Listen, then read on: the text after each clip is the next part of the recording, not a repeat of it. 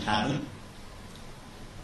Second thing is, Indian Armed Forces also demonstrated a lot of rationality. We had informed Pakistan on the day we had done this surgical strikes on 7th.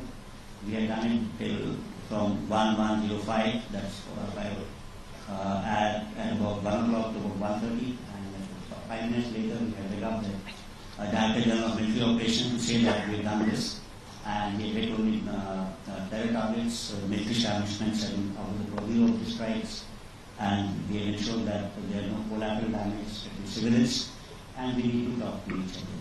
So that was, I think, the rational decisions. And subsequently, when there was a rhetoric from Pak side, we also said that in case Pakistan hits military establishments, we are going to hit them back, we hit them harder, and if they stop, we are going to stop.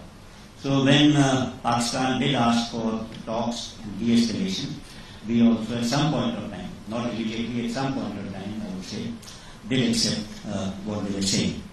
So this is what I thought was the political part of war.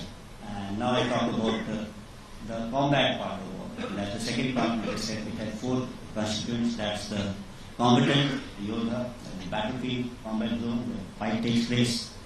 It talks about technology, and 4 is about tactics. So these are the 4 things I think important part of warfare. Combatants actually today, earlier we all thought people in uniform, organized military forces are part of combat, but today we have paramilitary forces, mercenaries, contractors, terrorists, jihadis, private companies, big technology. So we had heard about long back about Wagner Group, similarly Blackwater groups.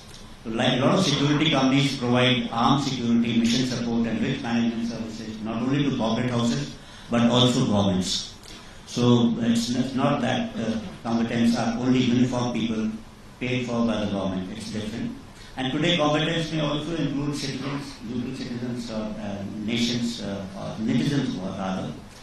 They can take part independently or otherwise based on their support to any ideology in cyber warfare, psychological operations, media outreach, etc.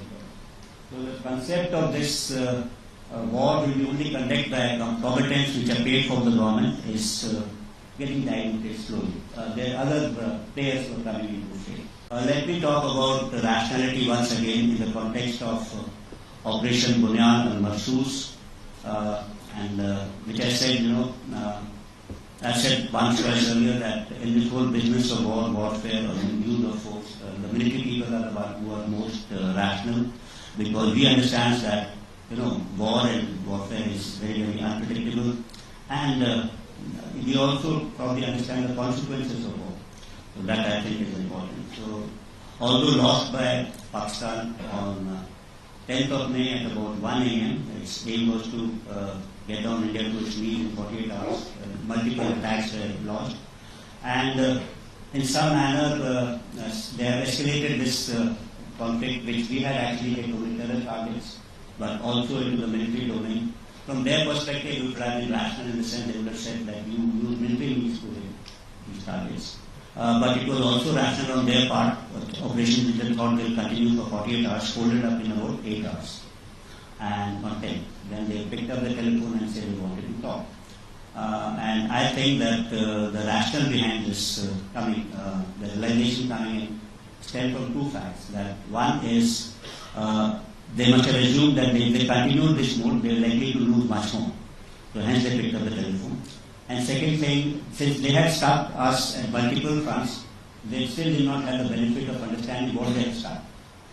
So they must have thought they must have stopped, and hence they like to talk now. And if they don't, they tend to lose both. So these are the 2 factors which would have made them take, but it's only after say 1 or 2 days they would have realized that all their kind of attacks which they had not against us are not fortified.